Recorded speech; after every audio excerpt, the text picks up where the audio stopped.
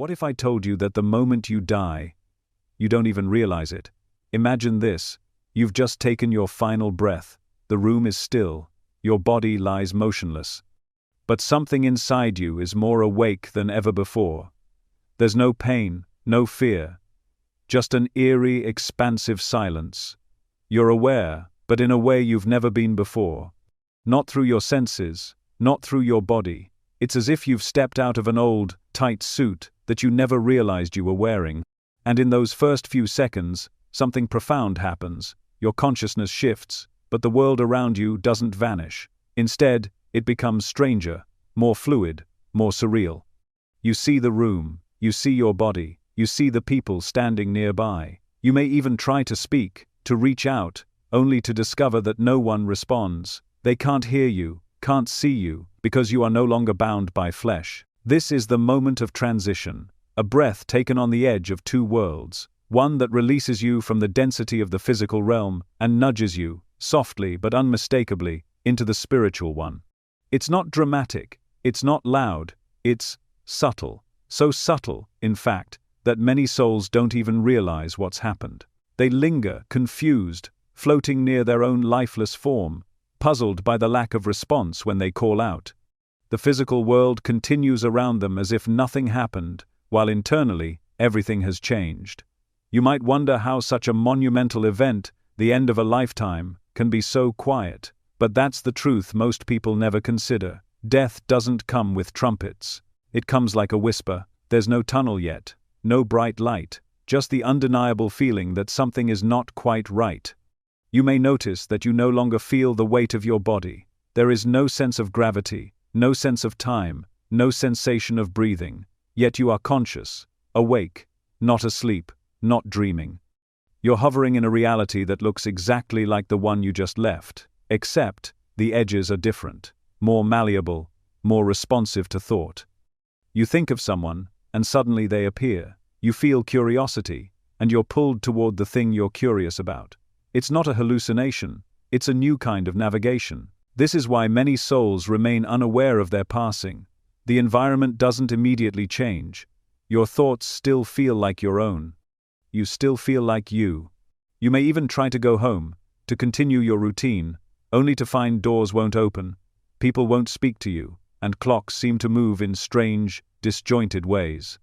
You may knock on a window, scream into the sky, wave your arms in front of someone you love.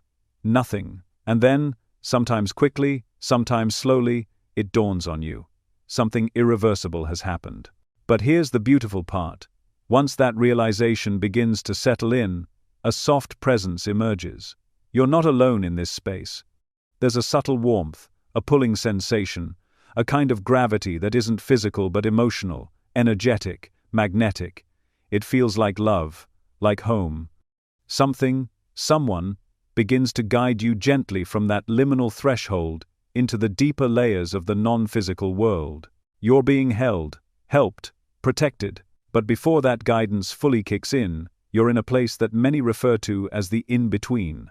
A strange, shimmering echo of your last life, familiar and yet no longer solid. You see, the soul doesn't tear away from the body like some dramatic explosion. It slips, it releases, it exhales, it gently unhooks itself from the nervous system, the breath, the blood. There's often a soft vibration, like a tuning fork resonating through your energy field, a feeling of being weightless, untethered, almost like you're rising through water but without the resistance. There is no fear in this state unless you carry fear with you. The transition itself is neutral, even graceful.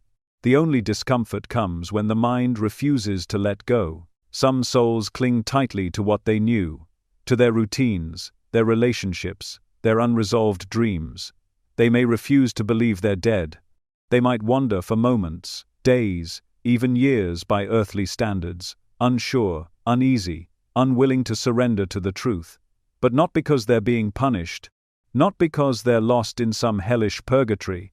It's simply because their consciousness hasn't yet adjusted to a new vibrational reality. It's like waking from a deep dream and not knowing what's real. Except in this case, the dream was life itself. For others, the shift is immediate and exhilarating. A sudden clarity overtakes them, The pain they were feeling moments ago vanishes. The emotional weight they carried their entire life dissolves. They look around and feel more themselves than they ever did in a body. It's like they've returned to who they truly are, an ancient memory rekindled. These souls smile, not with lips, but with their entire essence. They remember, they trust. And because of that trust, they transition quickly into what comes next. But for everyone, no matter how sudden or slow, the same process is available. There's no rush, no deadline, no divine stopwatch ticking away. Time, as you know it, has already disappeared. This moment, this sacred, suspended space between breaths, is the beginning of everything. It's the reintroduction to who you are beyond your name, beyond your face, beyond the roles you played. You are no longer a daughter or a father, a teacher or a friend. You are energy, you are consciousness. You are awareness without boundary. There is no pain unless you expect it. There is no judgment unless you carry it. The moment after death is pure potential, a blank page in the soul's eternal journal. And this is just the beginning. You're not rising up to some golden throne in the clouds, nor are you descending into a place of punishment. You're entering a realm that is layered, intelligent, and deeply responsive to your inner state. Your surroundings begin to shift as your thoughts shift. Light bends around your curiosity. Colors hum with your emotions. You are in a space that reflects your consciousness like a mirror. If you're calm and open, you'll feel that calm reflected in your environment. If you're afraid or confused, you may experience a kind of fog, a spiritual echo chamber of your own mental resistance. Here's the secret they never told you. Even in confusion, you're never truly alone. Every soul is seen, every soul is loved, and every soul is offered the same invitation: to remember what you are, to remember where you came from, to remember what exists beyond the veil. This is the first truth revealed after death, not through words or lectures, but through experience. You feel the truth, you become the knowing, that you are not a body, that you never were. That death was not a failure or an ending, but a sacred transition, a continuation, a return. And in this realization, a peace begins to grow, gentle, expansive, eternal. That peace is the threshold of everything that comes next. What if I told you that death doesn't take you somewhere else? It simply reveals what was already here. The moment you leave your body behind, something remarkable happens. You don't go up into the sky. You don't float away into some far-off cloud. Instead, you shift. Like tuning a radio dial to a new frequency, your awareness clicks into a different channel of reality. One that's been surrounding you all along. You step, not into the distance, but into depth, into the invisible space behind the visible one. What's often called crossing the veil is really a gentle attunement, a shift in vibration that allows you to perceive what your physical senses could never detect. It feels at once familiar and alien, like waking up in a dream that's more real than the life you just left. The colors here don't just shine, they sing. Shapes move not by force, but by thought. You're still somewhere, but the definition of place has changed. There's no gravity holding you down, no weather, no up or down. There's only presence and vibration. The astral realm is not made of matter the way Earth is. It's made of consciousness, clothed in subtle energy, vibrating at frequencies far beyond what the human eye could ever register. You are in a world where thought is the language, emotion is the landscape, and awareness is the ground beneath your feet. You may look around and see structures, gardens, temples, vast expanses of light and space, but none of it is fixed. Everything here responds to your vibration, not just your intentions, but your state of being. If you're calm, the world is luminous. If you're curious, the realm seems to expand endlessly. If you're afraid or confused, the scenery may become cloudy or even dim, but it's not a punishment, it's simply a mirror. The astral plane doesn't decide what you experience, it reflects who you are, vibrationally, in this moment of your soul's journey. There are no solid doors to walk through, no maps to follow. Movement here is instantaneous. You think of a place, and you're there. Not because you've traveled distance, but because you've matched the frequency of that location. That's how reality works now. You're learning to move, not through space, but through vibration. Every realm within the astral dimension exists on its own frequency band, and as your consciousness adjusts, so does your access to these layers. Some feel like golden fields of serenity.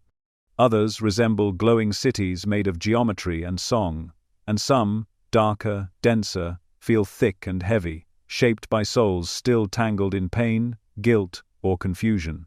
But even those spaces are temporary, stepping stones, not eternal prisons. The most surprising part? This place doesn't feel like somewhere you've arrived. It feels like somewhere you've returned to. A quiet remembering rises within you, like the echo of a song you haven't heard since childhood. You know this realm, maybe not in detail, but in essence. The way you know the warmth of a fire, or the hush of falling snow, it's in your soul's memory, a kind of homecoming without fanfare. No one rolls out a red carpet, but something inside you sighs in recognition.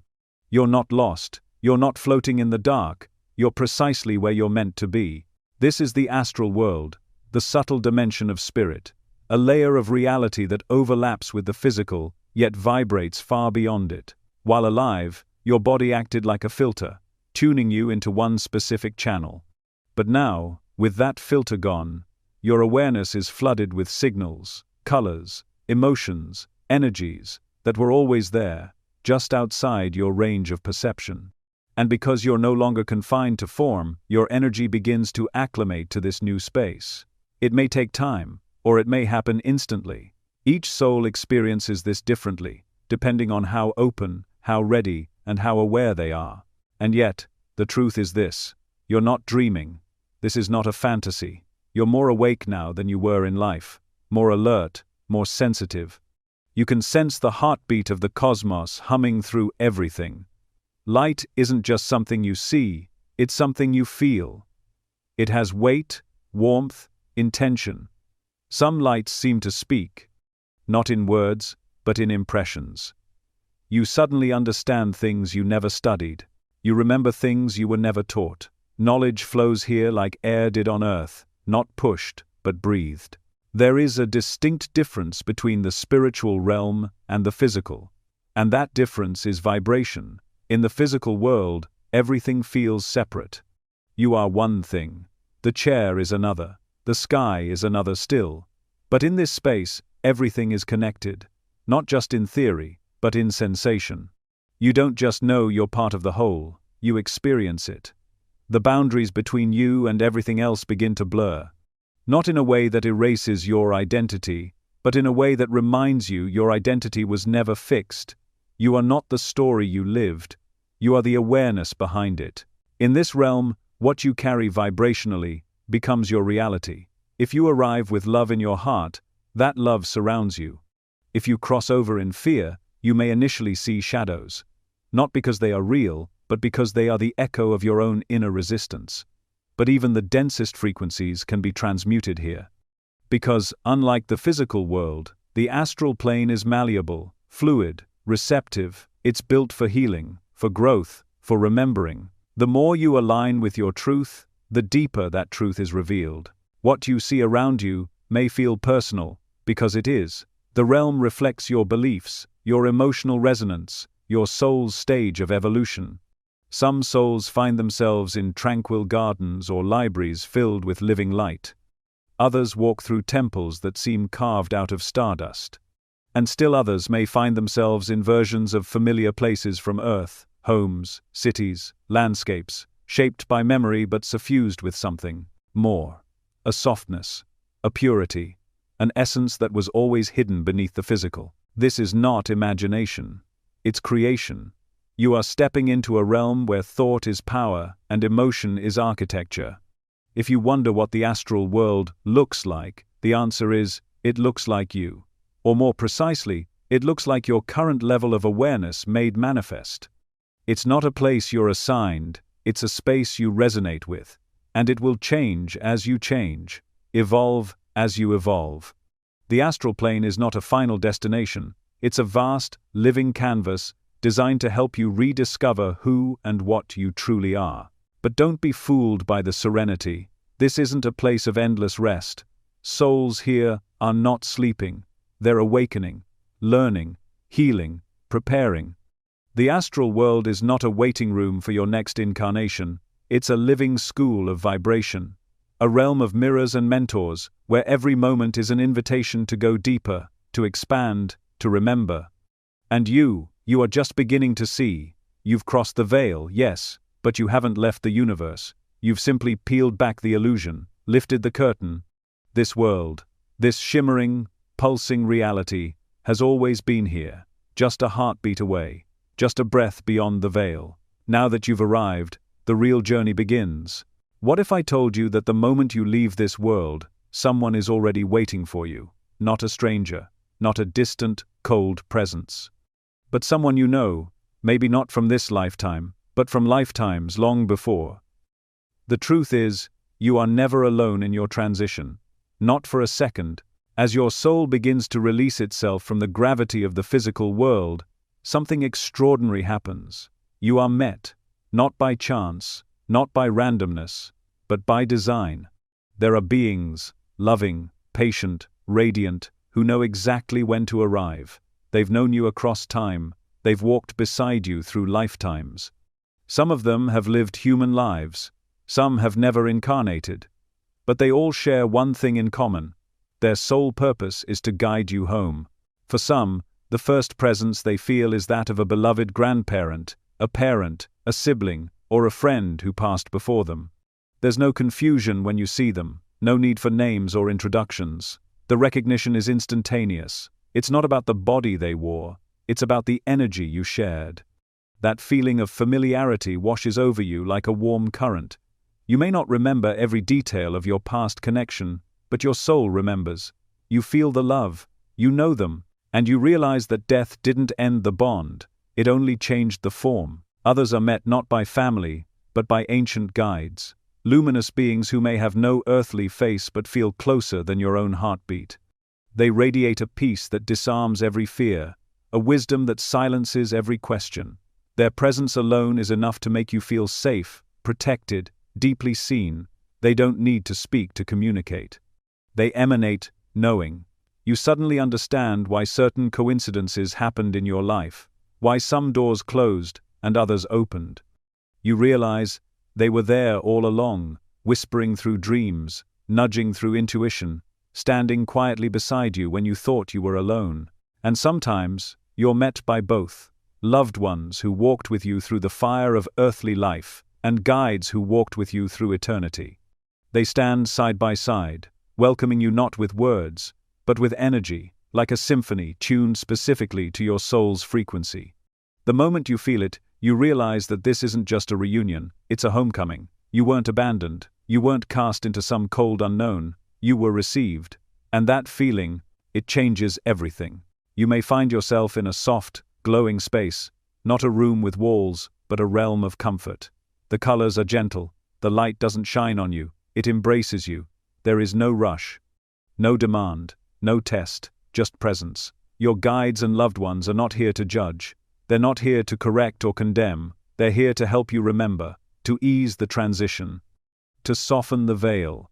Think of them as midwives for the soul, welcoming you through the sacred process of spiritual birth, the birth into another layer of truth. If you passed suddenly, they help ease your disorientation. If you passed after suffering, they help relieve the trauma. If you passed peacefully, they simply offer comfort. There's no one-size-fits-all approach. These beings operate from divine intelligence. They know exactly what your soul needs, moment by moment. And they don't just assist with your transition, they help reawaken your deeper memory. Slowly, gently, they guide you back into remembrance of who you are, of where you've been, and of the infinite being that exists beyond your earthly name. You might remember a childhood dream you dismissed, a recurring feeling you could never explain, a knowing that whispered to you in quiet moments. Those weren't accidents, they were traces of this connection. Your guides didn't just meet you at the end, they've been walking beside you the entire time. You just didn't see them. Or more accurately, you forgot how to. Now, with the noise of the physical world gone, you can finally hear again, not with your ears, but with your essence. You sense the love that has always been reaching for you. The subtle interventions that prevented accidents, the gut feelings that redirected your path. the strangers who appeared in your life at exactly the right moment, those were not random events. They were orchestrated, gently and silently, by those who knew your soul better than you knew yourself. And your loved ones? They didn't vanish when they died. They transformed. They've been watching over you, not obsessively, but compassionately. They've cheered for your growth, wept for your pain, whispered encouragement when you were on the edge of giving up. And now, as you stand at the threshold of this new realm, they're here to walk you across it. There is nothing like that moment of reconnection, the sense of being fully seen, fully accepted, fully loved, not for what you did in life, but for who you are. No masks, no roles, no pretending. Your essence is welcomed back into the arms of those who never truly left. And then comes the realization, this isn't a one-time event. This assistance, this presence, it continues. These guides don't just vanish after your arrival, they walk with you as you adjust to the new world. They answer your questions, not with words, but with direct understanding. They reveal the path ahead, the lessons awaiting review, the next steps in your soul's unfolding journey. And if you're not ready to move forward, they wait, patiently, lovingly. There is no pressure in this space, only invitation.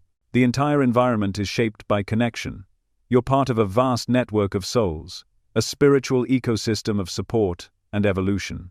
And at the center of it, your guides are there, constant, unshakable, devoted to your growth. They don't make choices for you, they don't impose, but they illuminate, they offer, they hold space for your unfolding. Some of these guides have never lived a human life. Their wisdom is vast, cosmic, beyond the limitations of form. Others have walked the earth. They know grief. They know loss. They know the ache of forgetting who you are. And because of that, they carry a compassion that feels like home. They help you remember that your life had meaning, even the parts you regret, even the moments you thought were wasted. They help you understand how every heartbreak, every mistake, every quiet act of love sent ripples into eternity. And here's what may surprise you most. You're not just helped by these beings, you are one of them. You've played the role of guide before, maybe not in this lifetime, but in others. You've been the light for someone else, and you will be again. The roles we play shift over time, but the love remains, eternal, expanding, alive. This is the deeper truth that unfolds in the presence of guides and loved ones. You were never alone. Not in your darkest moment, not in your last breath, not now. You have always been surrounded by light, even when you couldn't see it. And now that you can, you realize that you were never abandoned. You were always accompanied, always guided, always loved. What comes next in your journey will unfold in divine timing. But for now, you are safe, you are seen, you are home. What if I told you that dying is easy, but adjusting to being dead is something else entirely? When you take your last breath, the physical body releases you almost instantly. But the mind, the part of you that identified with the human experience so deeply, does not always let go so quickly. The soul may be free, but it still carries echoes of the world it just left behind. Memories, habits, identities, they don't vanish in a flash. They linger like smoke in a room long after the fire has gone out. And this is where the adjustment phase begins. Not because the soul is lost or broken, but because waking up to a higher reality takes time. You're not just stepping into a new world, you're stepping out of a deeply embedded illusion. In this space between lives, you're met with a strange paradox. On one hand, you're no longer bound by a body. There's no hunger, no illness, no pain. On the other hand, you're still carrying the weight of your human conditioning. You remember how it felt to worry about bills. You still feel a tug toward the people you left behind. You might even instinctively try to blink or breathe or speak out loud, only to realize that none of that applies anymore. You're learning to function without a vehicle. You're learning to be without a form. And for some, that's liberating. For others, it's terrifying. The adjustment phase is different for every soul. Some move through it with ease. They shed their old skin like a butterfly exiting a cocoon. For these souls, there's often a sense of relief, a remembering that this is who they truly are. They greet the astral realm with open awareness. They let go of their old name, their old life, their old story. They move forward quickly, guided by a deep inner clarity, but others struggle. If your life was filled with strong attachments to people, to identity, to possessions, you might find it difficult to let go. If you defined yourself by your role, a mother, a CEO, a soldier, you may still try to live through that identity, not realizing that those roles no longer apply. Some souls even try to continue their routines, showing up at work, going home, attempting to interact with the physical world they no longer belong to. They don't understand why no one sees them. They don't grasp that they've already crossed over, not because they are unwilling, but because they are disoriented. The transition can feel like waking from a dream into another dream where the rules are completely different. And then there are those who passed suddenly, through accidents, violence, or unexpected illness. Their adjustment is often more difficult. The soul exits the body so quickly that it may not even realize what happened. One moment, they were alive. The next, they're standing outside their own body, watching people gather around. It doesn't feel real. They might stay in that space for what feels like minutes or years, not trapped, but suspended, like a radio signal with no clear receiver. These souls are gently and patiently guided by beings who specialize in helping with traumatic transitions. They're never judged for their confusion. They're never punished. They're simply offered clarity, again and again, until the fog lifts. Some souls carry pain, not just physical pain from the life they left, but emotional and energetic wounds that didn't get healed before death. Regret, guilt, anger, addiction. These energies cling to the soul like residue, and in the astral world, those energies don't hide, they manifest. They create distorted experiences that reflect the unresolved aspects of the soul's journey.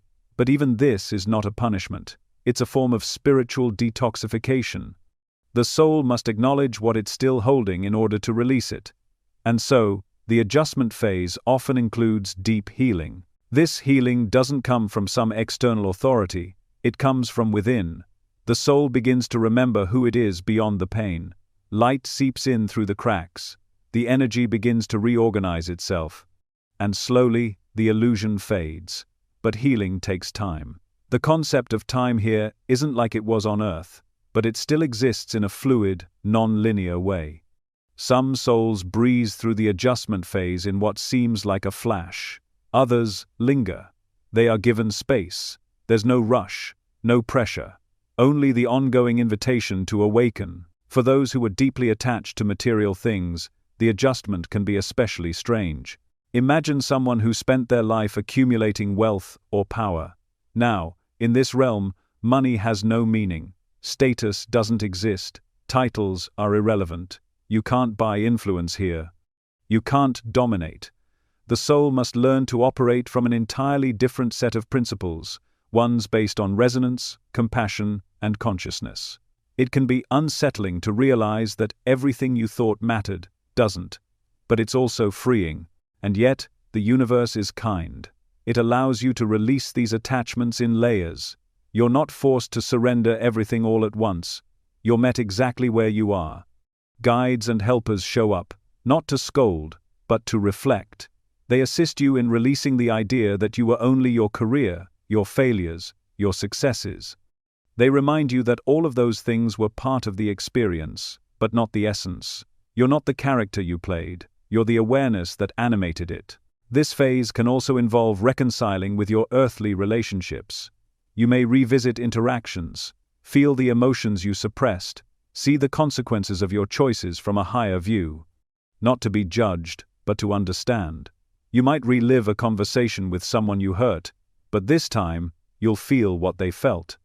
You might witness a small act of kindness you performed, and see how it rippled out into the lives of people you never met. Every action, every word, every intention, it's all there. And through this expanded awareness, you begin to reclaim your power. But it doesn't stop at clarity. There's comfort, support, love. If the transition was difficult, you're surrounded by beings who hold space for your healing. They do not force, they do not rush, they wait, they walk with you, as long as it takes. For some souls, this healing occurs in places designed specifically for restoration, spaces where the energy is tuned to help dissolve pain and reorient the soul to its natural frequency. These are not hospitals in the traditional sense, they are sanctuaries of vibration. You don't lie in a bed, you bathe in light. You are rebalanced through harmony, not medicine. Every soul has access to this. No one is denied healing, and slowly, layer by layer, the human story begins to fall away. The masks drop, the fears melt, the urgency fades. What's left is something raw and radiant, the core of who you've always been. You begin to feel light, not just surrounded by it, but composed of it. And with that, light comes a new kind of knowing, a deep, cellular memory of your eternal nature. You remember that this adjustment isn't a punishment, it's a gift, it's a grace-filled unfolding, a sacred recalibration. By the time the adjustment phase comes to an end, whether quickly or gradually, you are no longer the same. You've shed your skin, you've released your wounds, you've remembered your essence. And now, for the first time since you crossed the veil, you're ready to take your next step with full awareness. What if I told you that every moment of your life, every word, every thought, every choice, is still alive, quietly waiting for you on the other side? After the initial adjustment, once you've settled into the realization that you are more than the body you left behind, something extraordinary unfolds. It doesn't come as a punishment or a test. It arrives as an invitation, not from a judge or a deity towering above you, but from your own soul. It's called the Life Review, and it's not what most people think it is. There are no gavel strikes, no harsh interrogations. It's not a courtroom, it's a mirror, a reflection so pure, so honest, that it reveals everything, not to shame you, but to awaken you. Imagine this. You're surrounded by light, not just any light, but a sentient, loving intelligence that holds you in complete acceptance. In this space, your entire life begins to unfold before you, not like a movie you sit and watch, but as a full, multi-sensory experience. You don't just see your memories, you relive them. But this time, you're not limited to your own point of view. You feel what others felt in your presence. You experience what your actions stirred in their hearts. You become the giver and the receiver, the speaker and the listener. You become everyone you touched. A simple moment from childhood might replay, a time when you said something cruel in anger. You don't just remember the words, you feel the sting of them from the other person's perspective. You feel their confusion, their hurt, their reaction, and all without blame. Then, another moment arises. Perhaps an act of kindness you barely remember. You handed someone a flower. You smiled at a stranger who was having the worst day of their life, and in this realm, you feel their relief, their gratitude. You feel how that moment of love rippled outward, affecting far more than you ever knew. This isn't about making you feel guilty, it's about giving you clarity. There is no booming voice declaring you good or bad. There is only the light of truth showing you who you were, who you are, and who you're becoming. The Life Review is not something that happens to you, it happens through you. It is guided by your own soul's deepest desire for growth and understanding. You become aware of every cause you set into motion, and every effect it created, not just physically, but energetically. And here's the most humbling part: nothing is hidden. Every thought, every intention, every silent wish is part of the review. But it's not invasive, it's intimate, it's yours. And because you're viewing it from a higher consciousness, you're not attached to the ego's defenses. You're not trying to justify or explain. You simply see, with compassion, with honesty, with a kind of divine neutrality that allows you to embrace the fullness of your journey. You realize that the things you thought were small, your habits, your tone, your reactions, were not small at all. They were waves, vibrations, energetic threads woven into the fabric of other people's lives. You see how your anger echoed beyond the moment, how your love softened someone's path. You witness how interconnected everything is. Every smile mattered, every lie mattered, every act of forgiveness mattered. Nothing was wasted, nothing was insignificant. But you also begin to understand something deeper. You realize why you made certain choices. You see where your wounds guided your actions. You understand how your fears shaped your behavior. And in that understanding, something incredible happens. You forgive yourself. Not in a superficial way, but at the level of the soul.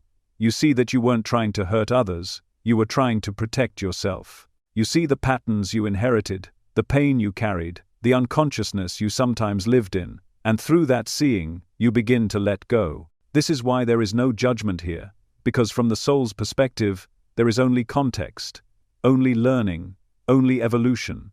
The purpose of the life review is not to condemn, but to awaken. You are not punished for what you did.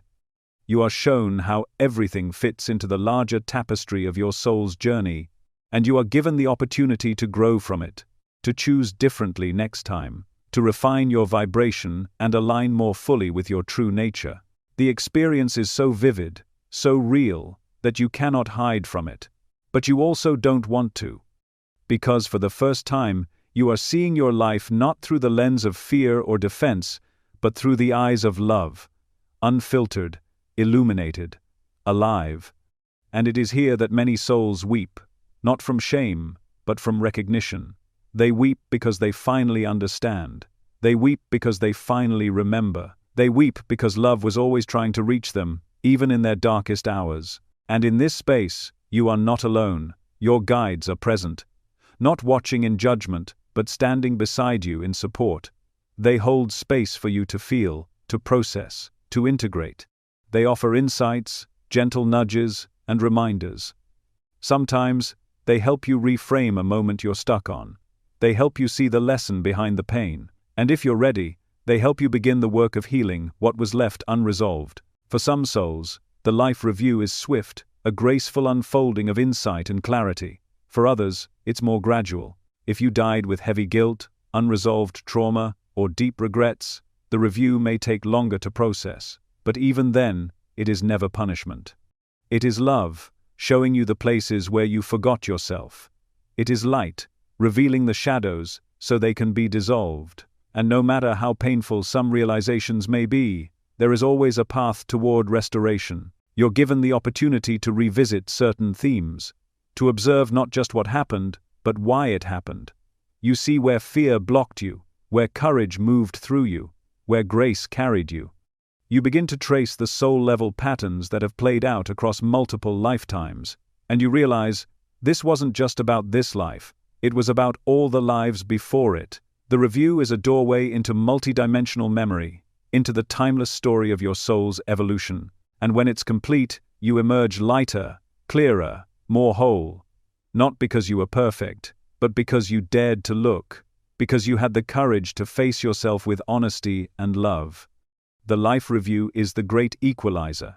It shows you that everyone is doing the best they can with the level of awareness they have at the time, and it reminds you that awareness can always grow. When the final image fades and the light softens, you're left with a new kind of stillness, a knowing, a responsibility.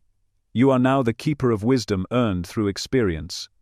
And with that wisdom comes the freedom to choose your next path, not out of guilt, but out of clarity. What comes next will build upon what you've seen. But for now, you carry the gift of self-awareness. And with that, you step into the next layer of your journey, not burdened, but liberated. What if I told you that there isn't just one afterlife, but many, and the one you experience depends entirely on the energy you carry? When you cross the veil, you don't arrive in a single unified realm where every soul shares the same view.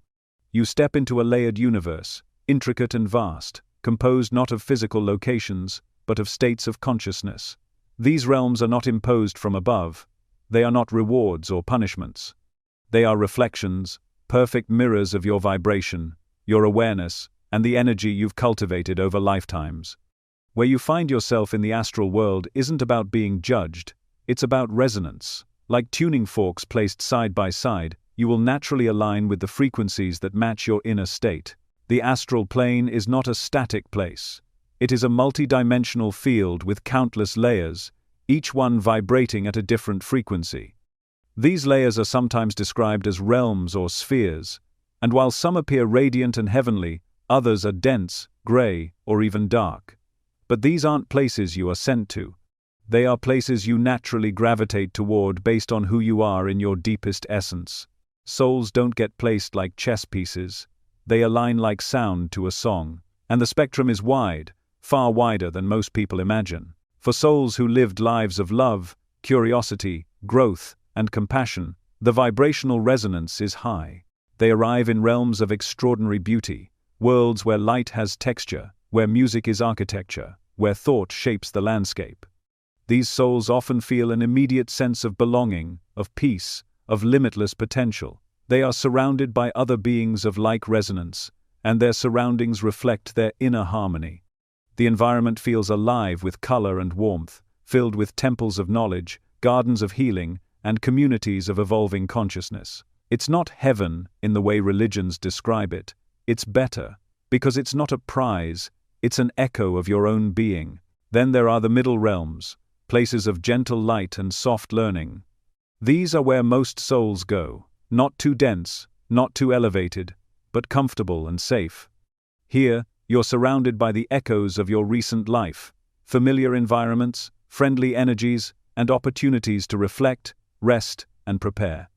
These realms often act as bridges, spaces for healing, integration, and recalibration, before the soul moves deeper into higher planes or chooses to return to Earth. You'll find schools of wisdom here, councils of guidance, and areas where souls gather in groups based on shared themes, lessons, or soul agreements. There's a sense of gentle movement, not forced, but ever unfolding. But not all realms feel pleasant. For some souls, especially those who crossed over with unresolved pain, fear, guilt, or hatred, the initial arrival can be into a denser layer of the astral field. These are not hells, as tradition paints them, filled with fire and demons. They are states of vibration, shaped by the consciousness of those within them. In these lower astral spaces, the soul's unresolved inner world becomes the outer landscape. A person consumed by fear may find themselves in a realm of shadow, where everything feels uncertain or chaotic. A soul steeped in hatred may find themselves alone, surrounded by the emotional density of their own energy. But even here, especially here, there is no punishment, only reflection. The suffering in these realms is not inflicted by some external being, it is self-generated, and therefore, self-liberated. The moment a soul shifts its vibration, through realization, release, or healing, it begins to rise, naturally, into lighter realms. Helpers and guides are always near, even if unseen. They wait patiently for even the slightest flicker of willingness to grow, to forgive, or to let go.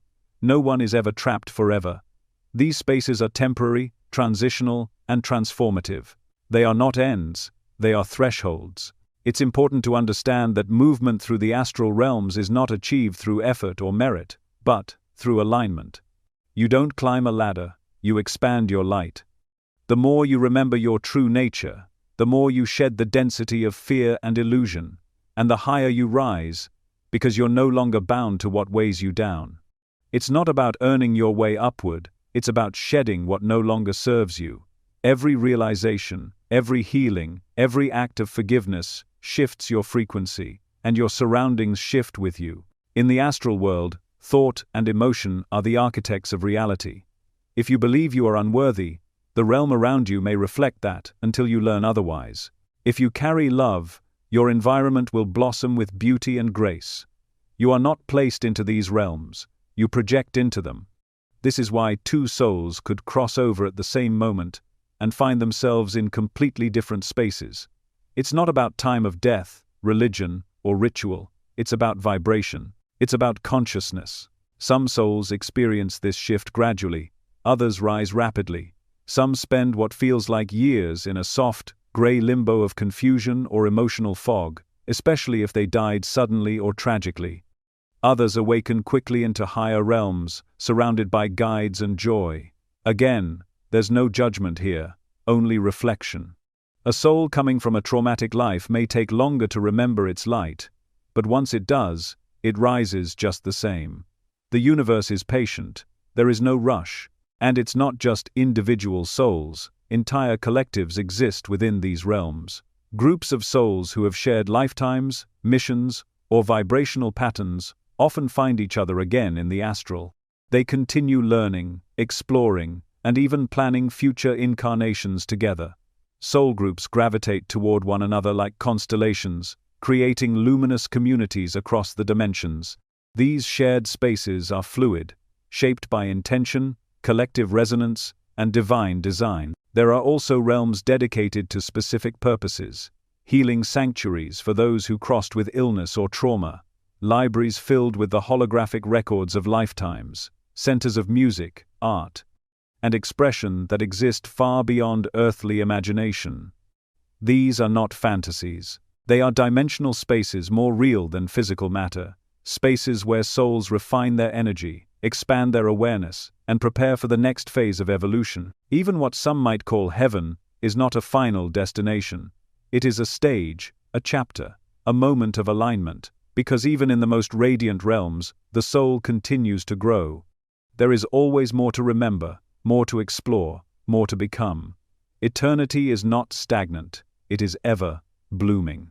And yet, no matter where you find yourself, be it a realm of shadow or light, one truth remains: you are never stuck, you are never forgotten.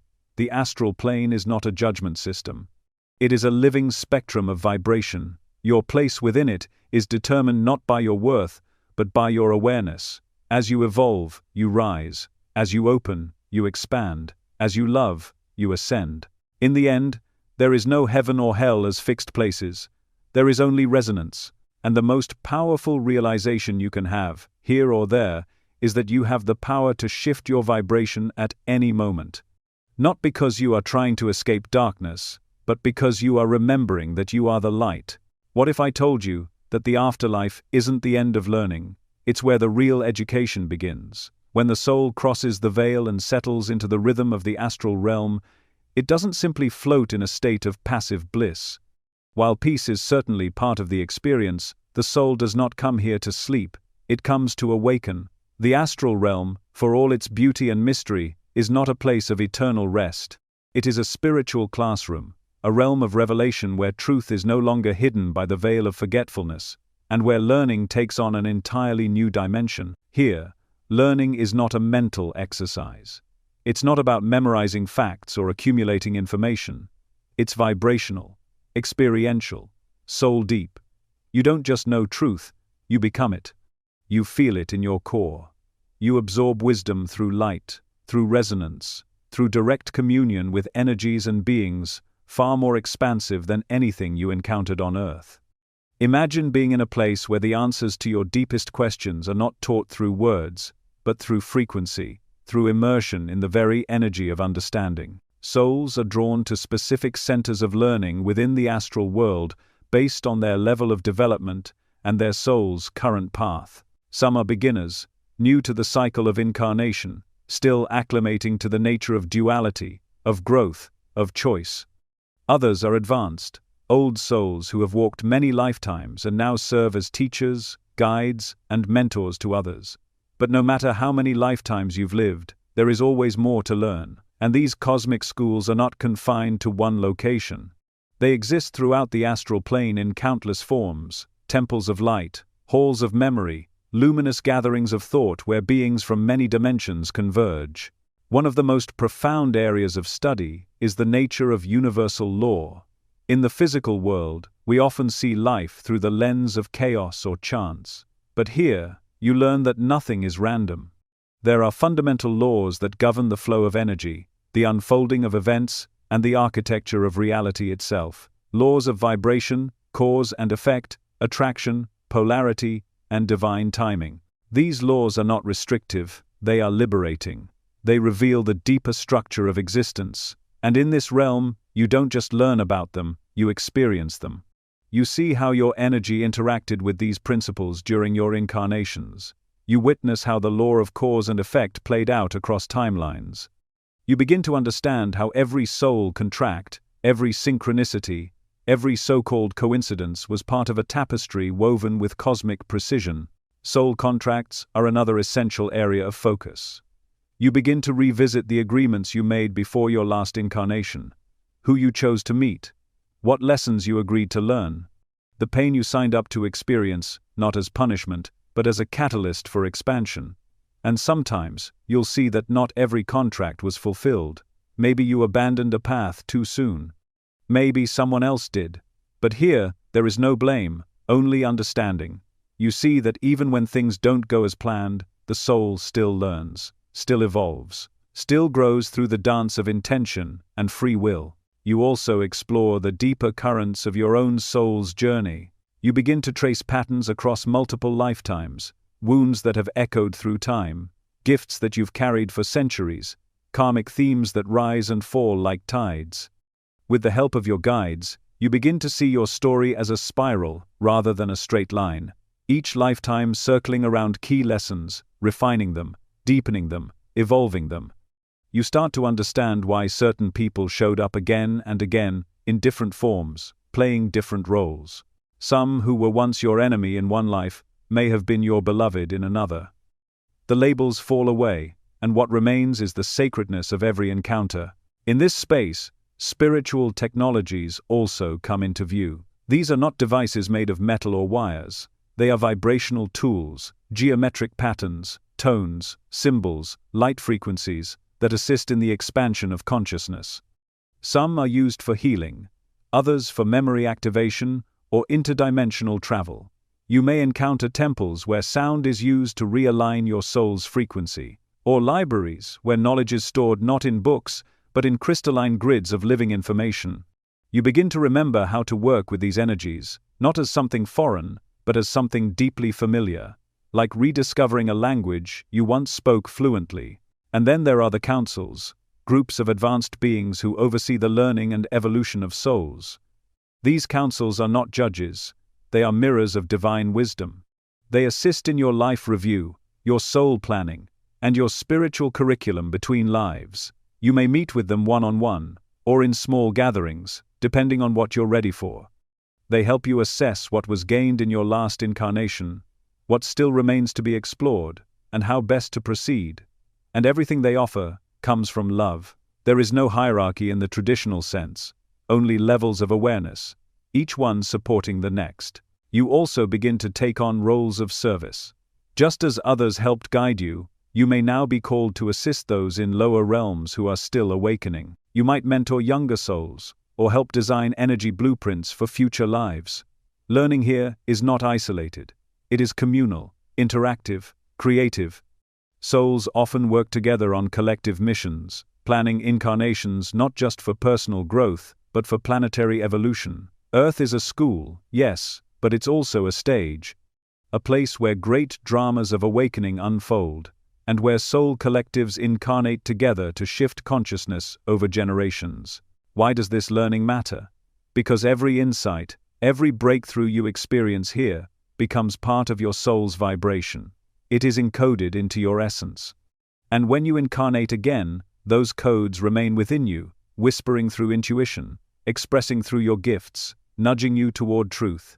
Even if you forget consciously, the wisdom lives on. It influences your choices, your relationships, your desires.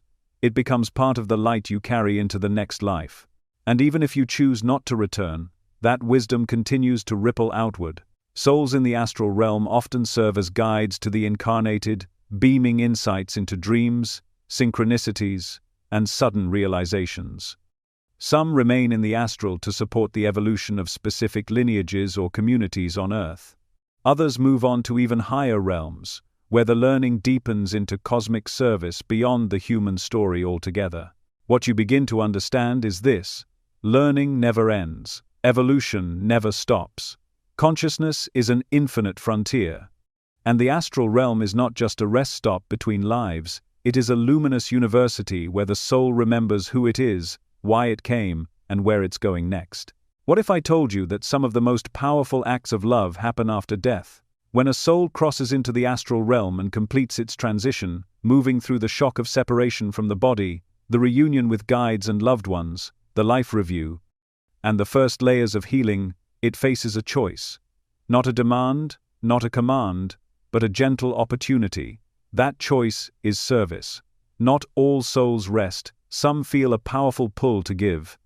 To assist, to help others who are still walking the path they themselves just completed. It's one of the most beautiful aspects of the afterlife that few people talk about. Souls helping souls, not out of duty, but from a pure, luminous love. Service in the astral realm takes many forms. Some souls choose to remain close to the earthly dimension, not to haunt or linger out of attachment, but to help. They become protectors, watchers, quiet guides. They are the unseen hands that soften your pain, the gentle whispers that rise in moments of doubt, the inexplicable sense that you are not alone when you need it most. These are not fantasies. They are real. And often, they are your loved ones, souls who knew you in this life and now choose to stand beside you from the other side. Not all loved ones become helpers immediately. Some need time to adjust, to heal, to process their own journey. But many, once they are ready, feel an overwhelming desire to continue loving you from where they are. And they do. They visit your dreams. They send signs, feathers, songs, scents, sudden emotions that rush through you without explanation. You think of them and feel them near, not because you're imagining it, but because part of you is still connected. The bond didn't break. It simply moved to a higher frequency. But it's not just personal. Some souls, especially those who've lived many lives and developed a higher sense of service, become what we often refer to as spirit guides. These beings don't reincarnate again right away. Instead, they dedicate their energy to helping others evolve, both in the physical world and in the astral. Some guide individual souls through their incarnations. Others assist in collective missions. They work with groups of souls preparing to incarnate into specific families, cultures, or time periods. Some serve as guardians for children. Others stand beside those going through deep grief or illness. Their presence is not always felt, but it is always there. What makes them effective guides is not their perfection, it's their understanding. Many of them have walked the earth before. They've tasted loss, failure, betrayal, and joy. They know how it feels to be human, and that empathy allows them to guide without judgment. They are like older siblings who've gone through the fire and now return to walk you through it, quietly, patiently, without ever demanding credit or recognition. You might wonder, do they hear you when you talk to them? Yes. Every thought sent with love and intention is received. You don't need to say the perfect words or know the right ritual. The language of the afterlife is energy, and your emotions carry a frequency that reaches them instantly. When you think of someone with love, they feel it. When you cry out for help, even silently, they respond, not always in the way you expect, but in the way that best supports your growth. There are also souls who serve other souls within the astral realm. They become companions for those who are lost, confused, or newly arrived. Especially when someone dies suddenly or without spiritual preparation, the disorientation can be overwhelming. These helpers approach gently, offering reassurance and guiding them toward the light, toward understanding. They don't force awakening, they wait, they radiate calm. Some specialize in helping those who passed from traumatic deaths. Others work with children, bringing comfort and familiarity. It's a form of spiritual mentorship that flows through compassion, not authority. Service is also part of the preparation for future lifetimes. Souls often help one another in planning their next incarnations. You may be part of a soul group, a circle of beings with whom you've shared many lives, and between incarnations, you come together to design the next chapter. Who will play what role? Who will challenge whom? Who will provide the push, the lesson, the support?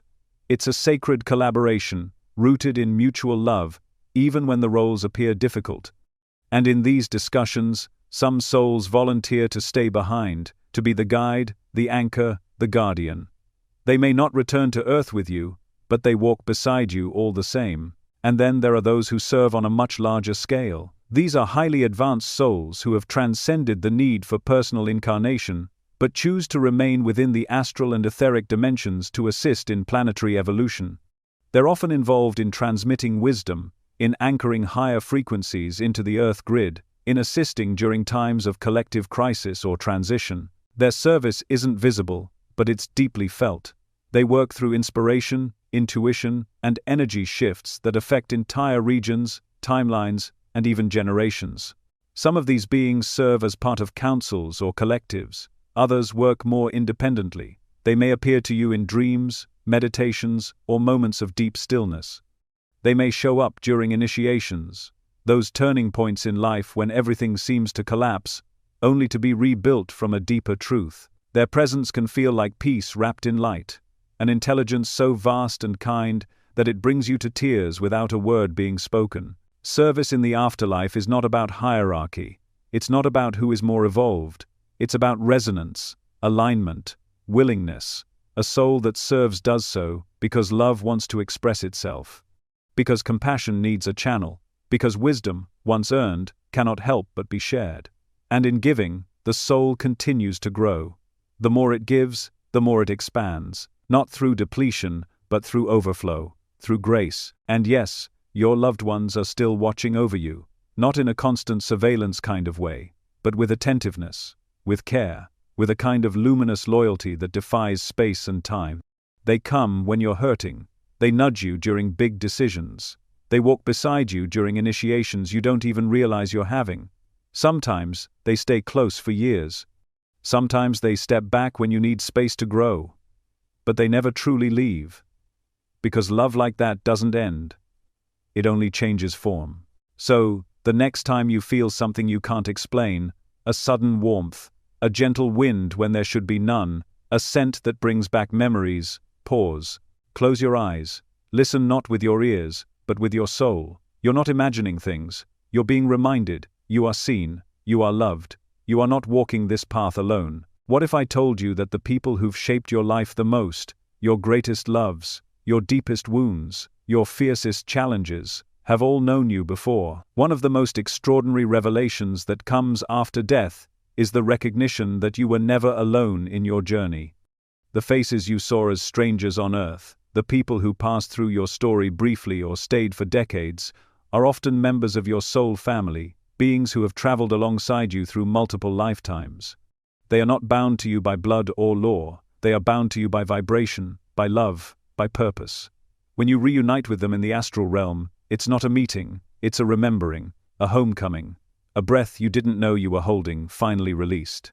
These soul families don't just gather in the afterlife for comfort, they serve a higher purpose. You incarnate together in cycles, in patterns, in shifting roles, all for the sake of evolution.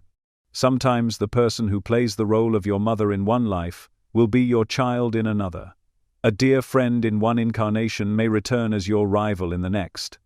Even your most painful relationships, those that seemed impossible, heartbreaking, even cruel, may be the result of agreements made long before either of you were born. Not agreements to suffer, but agreements to grow, to awaken. That's the secret hidden in the chaos of human connection. It's never random.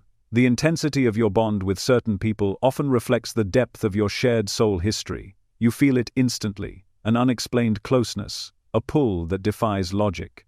A familiarity that no amount of earthly time could justify.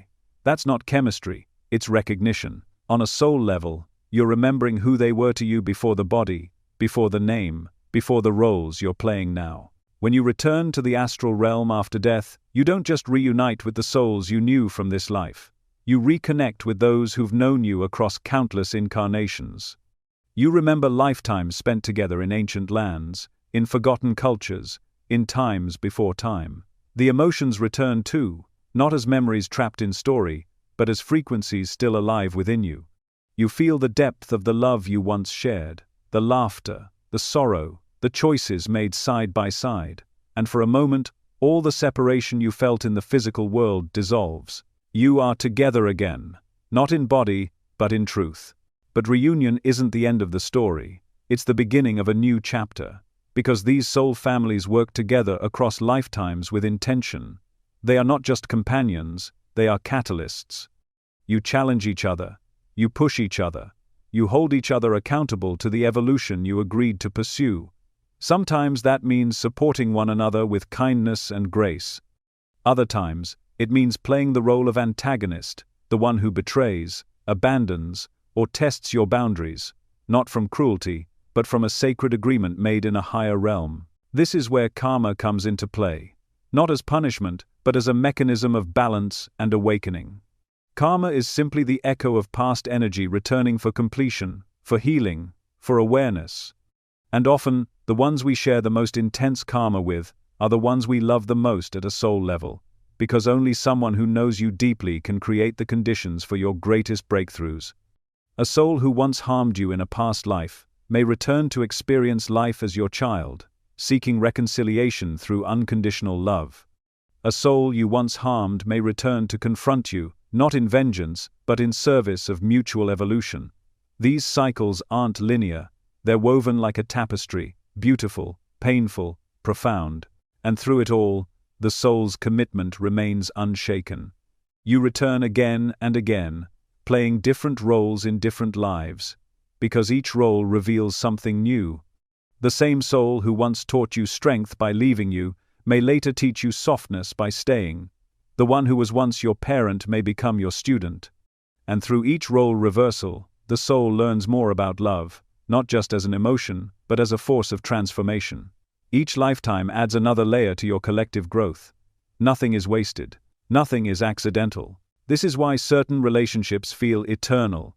It's not sentimentality, it's spiritual memory. You can meet someone for the first time and feel like you've known them forever. Or you might clash with someone so intensely that it takes your breath away, not because they are your enemy, but because your shared karma is being activated. These connections are meant to wake you up, to help you remember, to bring unfinished energies into the light so they can finally be healed. And healing doesn't always mean reconciliation in the physical world. Sometimes, healing happens on a soul level even when relationships don't resolve in human terms. You may never get the apology you hoped for. You may never repair the bond that was broken, but when you return to the astral realm, and the veils lift, you see the truth. You see the love beneath the lesson. You see the agreement that was made. And with that seeing, the pain begins to dissolve. Forgiveness flows. Balance returns. Between lives, you work closely with your soul family. You review past experiences. You reflect on what worked, what didn't, what still needs to be explored. Together, you design future lifetimes. Not with rigid plans, but with soul-level intentions. You choose the challenges you wish to face, the gifts you wish to express, the roles you will play for each other. And even when someone agrees to incarnate as the one who will break your heart or trigger your wounds, they do so from a place of love, a higher love, one that prioritizes your growth over your comfort. And yet, nothing is forced. You always have free will. You can alter your path. You can change your mind. You can respond to the same soul in a completely new way, breaking cycles and rewriting karmic patterns in real time. That's the beauty of Earth. It's a playground of choice. But no matter how far you stray, your soul family is always nearby. They may not be physically present in every life, but they are always connected to you in the deeper realms, watching, guiding, waiting. Sometimes, they incarnate with you.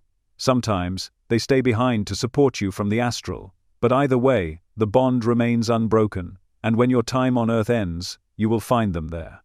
Waiting with a look in their eyes that says, "You did it. You made it through. And now, we begin again." The journey of the soul is never solitary. We rise together, we fall together, we evolve through the mirror of each other. And in that sacred dance of reunion, remembrance, and rebirth, we come to understand one of the deepest truths in the universe. We are not here to be perfect. We are here to awaken. And the ones who walk beside us, lifetime after lifetime, are the ones who love us enough to help us do just that. What if I told you that there are places in the afterlife designed entirely to hold your soul in sacred healing? When a soul crosses into the astral realm, the journey isn't always peaceful at first. Some arrive carrying immense weight, the kind that isn't seen by the eye, but is felt in the energetic body. Trauma, guilt, fear, betrayal. These experiences don't just fade when the physical body dies. They imprint themselves into the vibrational field of the soul, like echoes that haven't yet settled. And while some souls move easily into the next dimension, others arrive weary, tired in a way that sleep cannot touch. For those souls, the first call is not to learn or serve or even reunite with loved ones. The first call is healing. The astral world is not just a place of beauty and learning. It holds entire realms devoted to the repair and restoration of energy. You might call them temples. Some refer to them as celestial sanctuaries or etheric hospitals. Whatever the name, their purpose is profound: to cleanse, recalibrate, and realign the soul's light back to its original, divine frequency. These aren't hospitals in the earthly sense. There are no walls, no beds, No fluorescent lights. The structures themselves seem to be alive, made of soft, radiant light, shaped by sacred geometry, infused with a frequency so loving and intelligent that merely entering them begins the process of healing. Upon arrival, a soul may be gently guided to one of these places by beings whose entire role is to assist in energetic restoration. These beings don't speak in language, they communicate in vibration. Their presence feels like home, like peace that goes beyond words. They don't ask questions or demand explanations, they already know. They feel the distortion in your energy field, they see the tears in your light, they understand the story behind the pain even if you don't yet have the words for it, and they don't rush you. There is no timeline here, only spaciousness. Healing begins with stillness. For some souls, just being in the temple is enough. The energies are so finely tuned to the soul's highest frequency that they begin to dissolve the residue of trauma naturally. Others need more intensive care. Sometimes this looks like deep energetic clearing, where vibrations of pain and fear are gently drawn out of the field. Sometimes, the soul enters a kind of sleep, not like unconsciousness, but a suspended state where restoration can happen without interference from mental resistance. In this state, light itself does the work. Patterns of sacred sound, color, and frequency flow through the soul's essence, cleansing away what has been carried for lifetimes. It's not just about releasing pain from the most recent incarnation. Many souls carry energetic imprints from other lives as well. Wounds that were never fully processed. Grief that was never allowed to transform. Rage that was buried instead of expressed. These fragments don't disappear just because the body dies. They remain like coded distortions in the energy field, until the soul is finally ready to face them, feel them, and let them go. In the healing temples, these fragments are gently surfaced, not to re-traumatize, but to bring awareness. The soul is shown what it has carried, how it affected its journey, and how it can now be released. There is no judgment in this process, only compassion. Some souls are given specific energetic treatments. These may involve recalibration of the soul's harmonic frequency, a tuning process that brings the entire field back into alignment with divine source energy. Other treatments might involve balancing the masculine and feminine polarities within the soul, repairing fractures from soul contracts that ended painfully, or clearing ancestral imprints that were never truly yours to carry. Every healing is unique. No two souls are treated the same, because no two journeys are the same, and the beauty of this process is that the soul participates in it. Healing is not done to you, it is done with you. The more you surrender, the more you open, the deeper the realignment. And in this space, there is no fear. Pain is met not with resistance, but with light. Shadows are met not with shame, but with understanding. And slowly, you begin to remember who you were before the pain. You begin to feel your essence return, brighter, freer, more whole. For souls who experienced great trauma, abuse, violence, war, sudden death, this process may take longer. But even here, there is no pressure. No soul is ever rushed through healing. Time doesn't move the way it does on earth. One soul may spend what feels like moments in the temple and emerge fully restored. Another may remain for what feels like centuries, unraveling layer after layer of suffering. And both are honored equally. Because healing is not measured in time, it is measured in readiness. Sometimes, a soul cannot return to higher vibrational states until this deep restoration is complete, not because it is being held back, but because the soul itself knows that ascending without healing would only bring fragmentation. So it chooses to wait, to stay in the sanctuary of stillness until every piece is gathered, until every distortion is cleared, until it is once again a clear vessel for divine light. And once the healing is complete, something extraordinary happens. The soul doesn't just return to how it was before. It expands, it evolves. Because every wound healed becomes wisdom. Every pain transmuted becomes power, and that wisdom is encoded into your very being. It becomes part of the light you carry into every future incarnation. It becomes part of what you offer others, consciously or unconsciously, as a guide, a teacher, a beacon. Many souls, once restored, feel called to return to the temples, not as patients, but as helpers. They serve as energetic assistants, as guides for those still in the process. Because who better to assist in healing than someone who's walked that path themselves? These souls often remain close to the healing realms between incarnations, and some even carry those gifts into earthly lives, becoming healers, empaths, and lightworkers in human form. But the truth is, even those who never identify as healers in this life are touched by these temples. If you've ever felt a sudden release of grief you didn't understand, a wave of peace in meditation, or a lightness after a deep emotional purge, it may be your soul integrating a healing that began long before you were born. The connection remains. The light echoes forward. The soul's journey is not linear, it's circular, layered, interwoven. And healing is not a one-time event, it's a rhythm, a returning, a remembering. These temples exist not just to repair, but to remind, to restore the soul's remembrance of its divinity, of its wholeness, of its place in the great tapestry of light. And when you emerge from this sacred space, you do so not as someone who was broken and fixed, but as someone who has become more you than ever before, more aligned, more free, more radiant in truth. What if I told you that every thought you've ever had, every word, every decision, every quiet moment of doubt or love, has been recorded in a living field of light?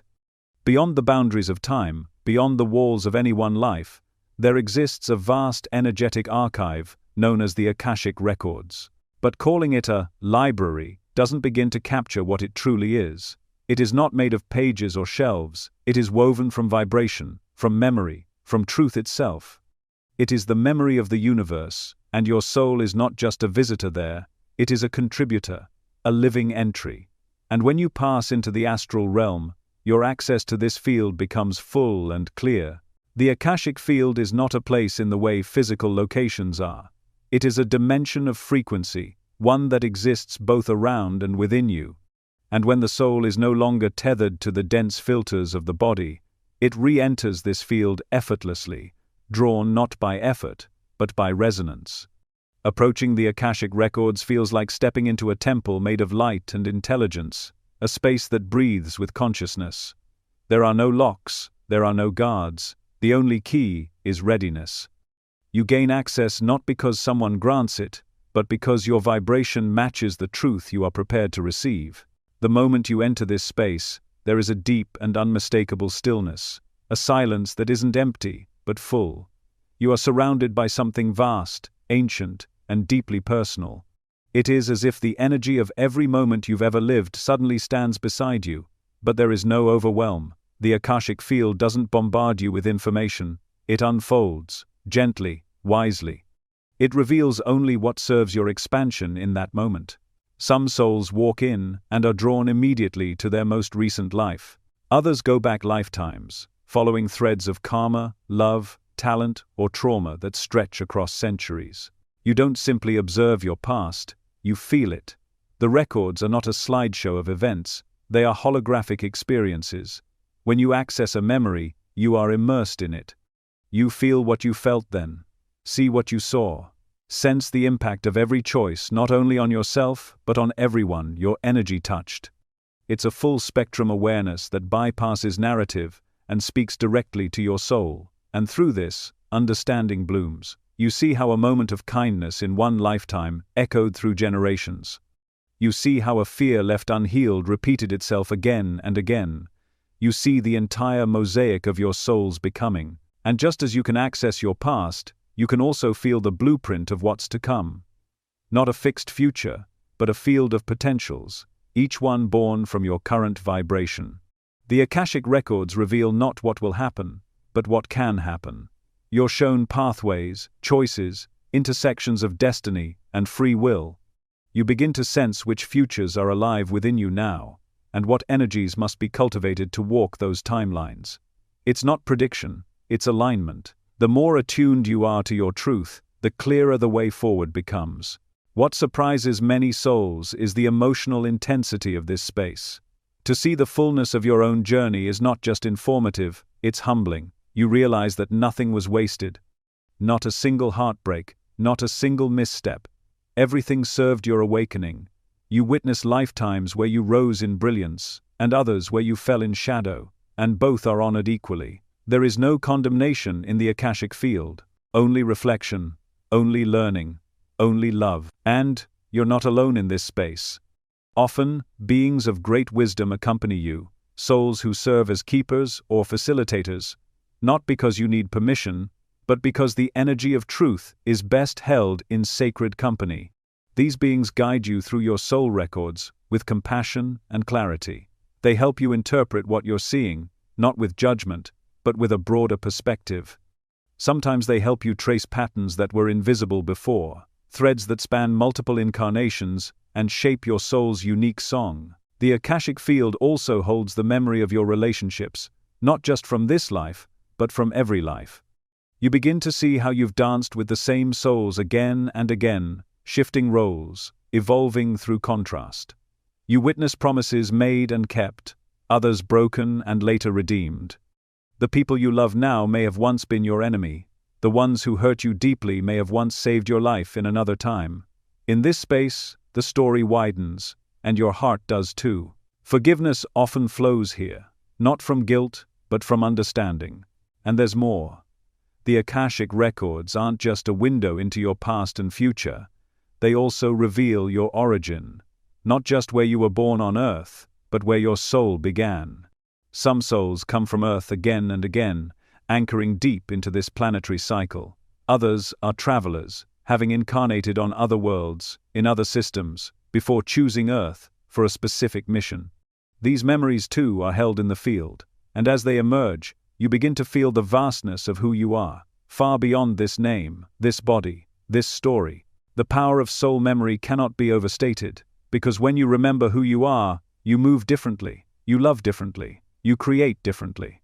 And when a soul integrates the wisdom of the Akashic field, it carries that light into every future incarnation. Even if you consciously forget, the frequency remains. It's encoded in your energy body. It informs your intuition, your gifts, your inner knowing. That is why some people are born with a natural clarity about certain subjects or an unexplainable connection to specific cultures or periods in history.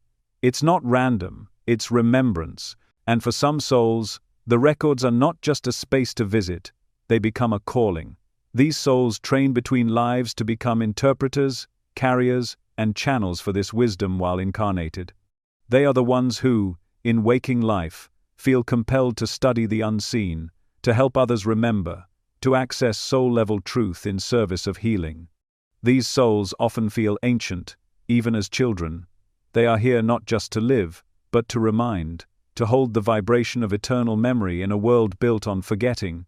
But even for those who don't access the records consciously, the influence remains. Every dream that offers a deeper truth, every meditation that brings a sudden insight, every moment where you just know something without knowing why, that is the Akashic frequency echoing through you.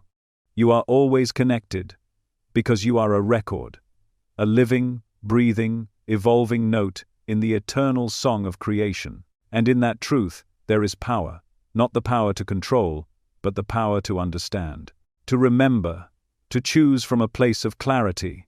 The Akashic field is not about knowing everything. It's about remembering enough to walk forward in alignment, enough to honor your path without shame, enough to see your choices through the lens of eternity. When you stand in that field, soul bared and heart open, you don't just see your timeline, you become it. You become every version of yourself. You feel the innocence of your beginnings, the fire of your transformation, and the grace of your becoming. And you realize, perhaps for the first time, that your story is not small, it is sacred, and it is still unfolding. What if I told you that everything you believe about time, its direction, its speed, its very structure, is only true in this dimension? In the astral realm, time doesn't move in a straight line. It doesn't tick forward with mechanical precision or organize itself into hours, days, and years. Time, as you know it on Earth, is a construct, a necessary rhythm that allows physical reality to unfold in sequences. But once you step beyond the physical, time unravels, it softens, it breathes. It stretches and collapses and bends around consciousness rather than controlling it. In the astral, time is not something you are in, it is something that moves through you, malleable, fluid, responsive to energy. Many souls describe their initial experiences of time in the astral as disorienting. One moment feels like an eternity, the next, like the blink of an eye. Some recall lifetimes within minutes, while others feel as though they've been resting for centuries, only to return to find that no time has passed at all in the physical realm. This is not a mistake, it is the nature of the space. Time in the astral realm is not measured by clocks or calendars, it is measured by consciousness, and consciousness does not move at a fixed pace. It expands and contracts based on emotion, focus, intention, and vibration. Imagine a soul who has just passed. In the first few moments, it may feel like everything is happening at once, memories, emotions, light, and presence all colliding into a timeless now. But as the soul settles, it begins to move through phases: reunion, healing, review, learning. Some of these feel fast, others stretch into what we might think of as ages. Yet if you were to measure it in Earth time, the entire process might only last weeks, days, or even hours. Or, in other cases, the soul may remain in the astral realm for what seems like eons before choosing to return, while only a few Earth years pass in between incarnations. The discrepancy is not a glitch in the system, it is a reflection of purpose. The distortion of time helps explain why some souls reincarnate quickly, seemingly within months, while others take decades or longer. From the soul's perspective, it's not about rushing or delaying, it's about readiness. If a soul completes its healing and review quickly, and its karmic cycles call it back to Earth, it may feel drawn to re-enter almost immediately. But if deep work is needed, if the soul is integrating complex lessons, assisting others, or engaging in learning, it may remain in the astral realm far longer. And still, there is no sense of being behind or ahead. There is only alignment. The soul waits, not for time to pass, but for energy to align. This non-linear experience of time also helps illuminate the strange phenomenon of overlapping incarnations. Yes, it's possible. In some cases, aspects of your soul can be incarnated in more than one body, in more than one timeline. Because the higher self exists outside of time, it can send different expressions of itself into various lifetimes simultaneously. From a human standpoint, this sounds impossible. But from the soul's perspective, it is simply a matter of expansion. Time does not bind the soul. The soul flows through time like a river branching in many directions. There are moments when time in the astral slows down to almost stillness. This often occurs in the temples of healing or during soul planning sessions.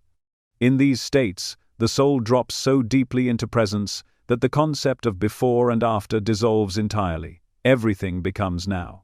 And yet, vast learning and transformation take place in that stillness. What appears to be a moment is a lifetime of understanding. This is why, upon returning to Earth, people sometimes have flashes of insight that feel ancient, wisdom they didn't study, memories they never lived. It's the echo of soul time bleeding through into the physical. Conversely, there are experiences in the astral where time accelerates dramatically. A soul may review hundreds of lifetimes in what seems like seconds. It may encounter another being and exchange knowledge that would take years to unpack in human language. These hyper-accelerated moments are possible because the soul is not limited by physical processing. It doesn't need to decode truth word by word. It absorbs whole patterns, whole frequencies of meaning, in an instant. That's how the soul evolves at such a profound pace between lives, even when very little time has passed on Earth. Another consequence of time distortion is the way it alters the soul's understanding of cause and effect. In the physical realm, we expect consequences to follow actions in neat succession. But in the astral, you see how energy ripples out across time, sometimes backwards, sometimes forwards, sometimes both. A decision made in one life may not yield its karmic echo until several incarnations later. A moment of compassion may heal a wound from centuries ago. This multidimensional perception reshapes your entire view of time.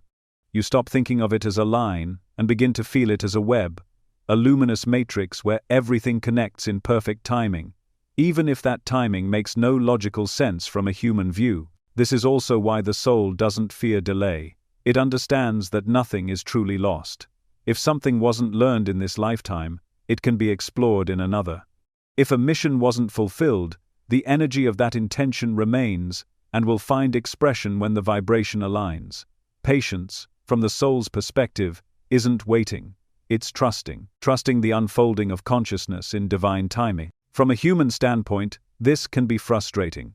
You want things to happen now, you want answers, closure, transformation, but the soul often sees things differently. It may withhold certain experiences or revelations until the exact energetic window opens, until your frequency is high enough to receive it. What seems like delay is actually precision. What feels like detour is preparation. Many people have touched this timeless state without realizing it. In deep meditation, in dreams, in near-death experiences, in moments of awe where the world seems to pause and eternity slips in through the cracks. That feeling, that stretching of time, that stillness, is a glimpse into the astral rhythm. A reminder that you are more than this body and this clock, that you are timeless, even while walking through time. And when you return from the astral realm, whether through reincarnation, or dream state, or momentary spiritual encounter, some part of you carries that awareness. Time feels thinner somehow. The urgency fades, or intensifies, but in a different way. You begin to value the quality of moments over the quantity. You start to live more consciously, more presently, because you've seen that presence is the only place where real transformation happens. In the end, the soul doesn't measure life in minutes or years. It measures in awakenings, in expansions of love, in shifts of frequency. Time is just the backdrop for that unfolding.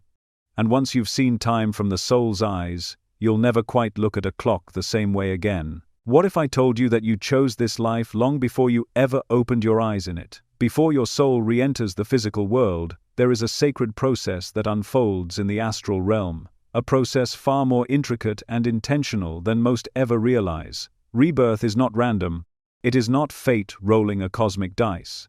It is a conscious, soul-led decision, a return to form guided by clarity, learning, and a deep desire to grow. And what happens in that liminal space, between the final breath of one life and the first inhale of the next, is one of the most profound expressions of divine intelligence and courage. When a soul has rested, reviewed, and recalibrated its energy, a new phase begins to stir within.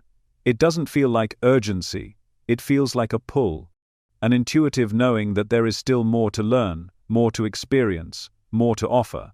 This is when the soul begins preparing for reincarnation.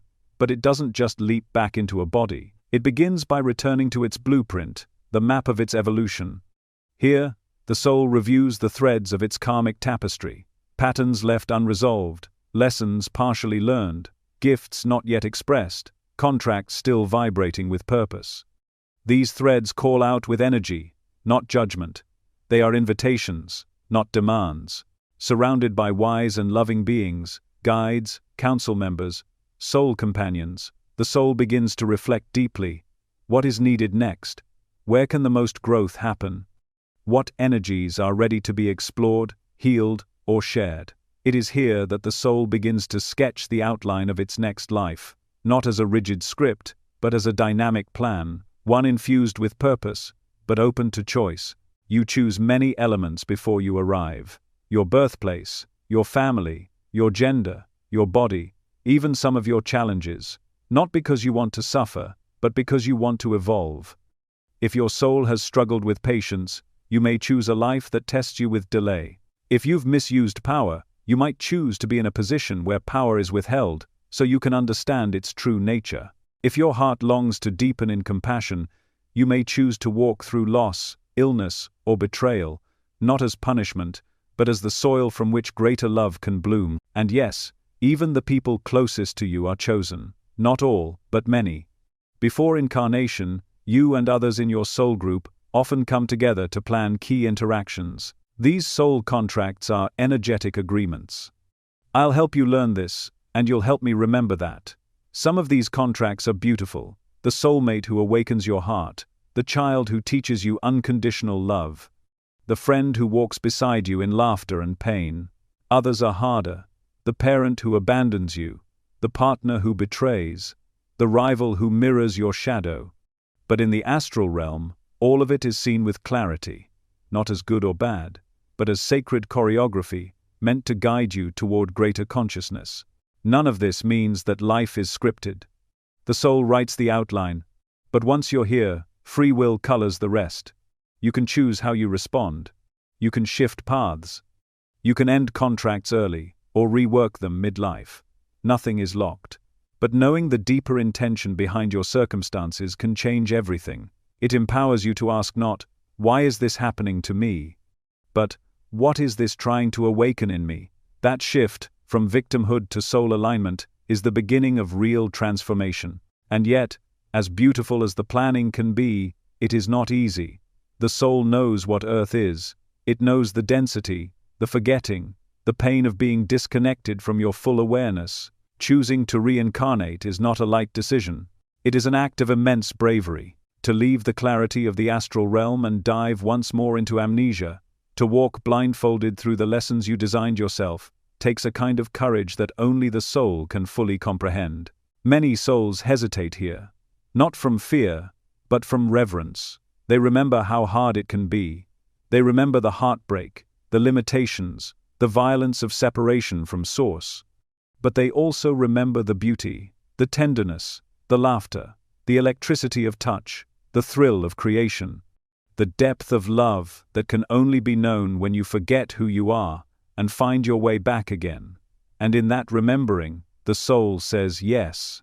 The process then becomes more specific. The soul is shown potential families and lineages, bodies it might inhabit, geographic locations aligned with its frequency and purpose. Each choice carries consequences, not as punishment, but as potential. If the soul chooses a family with deep ancestral wounding, it is often because that soul is strong enough to help transmute it. If it chooses to be born into a body with limitations, it may be to develop inner strength or inspire others through resilience. Every detail has meaning. Even your birth time carries significance. It locks your soul into a specific vibrational pattern that aligns with your destiny. And while the soul makes many choices, some elements are left open. There are multiple pathways woven into each incarnation, forks in the road that allow for expansion, deviation, and return. This is why your life may feel both predestined and unpredictable at the same time. Some events were always meant to happen. Others are shaped by your responses, your awareness, your willingness to grow. Destiny is not a prison, it's a pallet. Before descending into the physical realm, the soul often undergoes a final preparation. Some describe it as a last immersion in divine light. Others feel a loving embrace, a reassurance that they will never be alone. And then, the descent begins. The soul begins to compress its vast awareness into a single point of consciousness. It enters the womb, slowly fusing with the developing body. The forgetting begins, not as punishment, but as part of the process. Because to truly experience Earth, the soul must forget what it knows. Only then can the remembering become meaningful. And so you were born, into this life, into this body, into this story, with veils over your eyes and amnesia in your mind, but deep within you, the memory remains, the contracts, the purpose, the love that carried you through the veil. You didn't come here to suffer. You came here to awaken, and everything in your life, every relationship, every joy, every loss, is part of that sacred plan. And now perhaps you're beginning to remember, not in your mind, but in your soul, a quiet knowing that this isn't your first time here, that the people around you are more than chance, that the patterns in your life are trying to tell you something. You don't need to remember the entire plan to trust it. You only need to listen to the nudges, the synchronicities, the moments that stir something ancient in your chest. That is your soul speaking, reminding you that you chose this, and that you are strong enough to live it fully. What if I told you that the dead aren't truly gone? They're simply busy evolving, just like you. The souls who once walked beside you, those you've loved, lost, grieved for, whispered to in the quiet of night, they didn't vanish, they didn't dissolve into nothingness, they transitioned. They shifted dimensions, and now, they're continuing their soul's journey in realms your eyes can't yet see but your heart can still feel. They are learning, healing, guiding, resting, remembering. They are preparing for what comes next in ways that mirror your own daily unfolding. You're not separated by miles or walls, only by vibration. They are closer than breath, just existing on a different frequency of light. Knowing this changes everything. It means you're not walking alone. It means that when you sense a sudden warmth, a whisper of intuition, a dream so vivid it feels more real than waking life, those aren't accidents. They're reminders, invitations. Your loved ones in spirit, your ancestors, your soul companions, they are still here in ways that transcend presence. And they are not frozen in memory. They are active participants in their own evolution. They are engaging in life reviews, soul healing, spiritual learning, and sometimes guiding you from beyond the veil, not as ghosts, not as lingering echoes, but as expanded aspects of consciousness devoted to growth, just like you. And that's the real revelation, because if the dead are still learning, still becoming, still preparing for their next adventure, then so are you. Right now, this life you're living is not an accident. It is not a random burst of awareness hurled into a chaotic world. It is the very life you chose before entering the physical realm. You didn't choose all its circumstances, but you chose its essence. You chose the energy you wanted to explore, the lessons you wanted to embody, the gifts you were ready to unlock.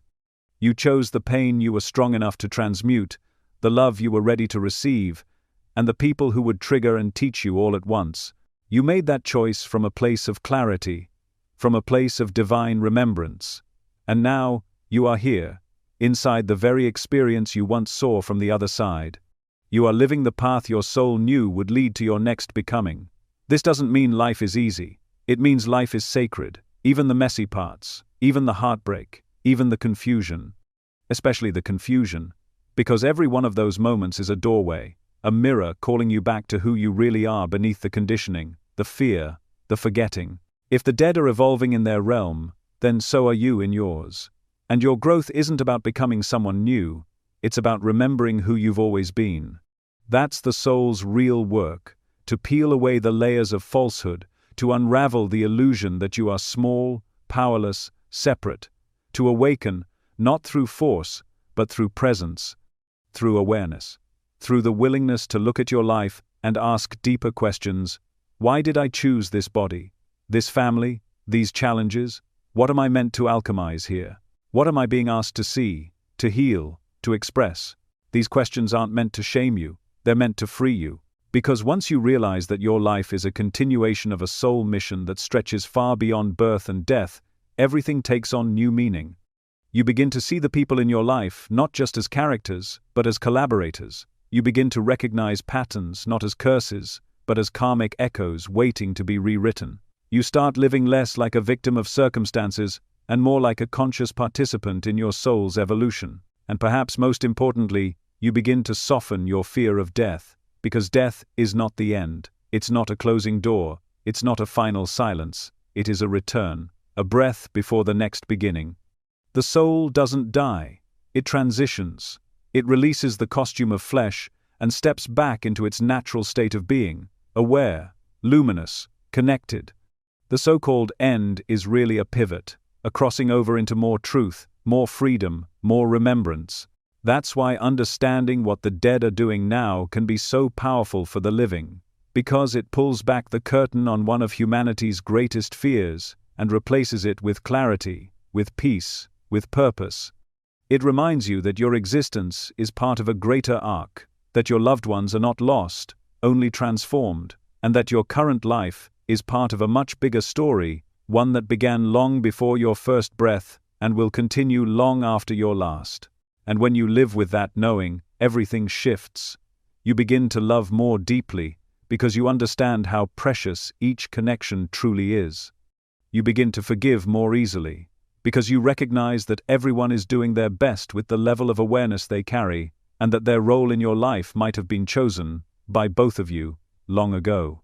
You begin to trust the timing of your life, because you feel the rhythm of your soul's deeper wisdom guiding every step. You stop rushing, you stop clinging, you start being. You also begin to feel a quiet responsibility, not a burden, but a calling, because when you remember that this life is one of many, that your soul is eternal, that your existence ripples through dimensions, you can't help but ask yourself, how can I live more aligned with that truth? What would it look like to bring more of my soul's light into this world?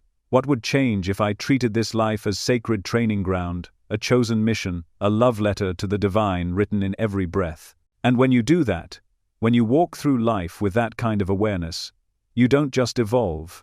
You become a beacon, a bridge between worlds, a soul who remembers. And in doing so, you help others remember, too. You activate a deeper vibration, one that touches not only those around you but the very fabric of consciousness. You begin to walk not as someone afraid of death, but as someone who understands that death is part of the dance, an inhale and exhale of the soul's eternal rhythm. So if you've lost someone, know this: they are not gone. They are living still, growing still, loving you still. And if you're wondering about your place in this vast mystery, know this: you are exactly where your soul chose to be. You are the living expression of your own divine planning, and no moment is wasted. No experience is random. Even the stillness, the waiting, the uncertainty, all of it is sacred ground. All of it is shaping you, preparing you for the next opening, the next remembering, the next return. Because this life, like all others, is a chapter in your soul's endless becoming. And death?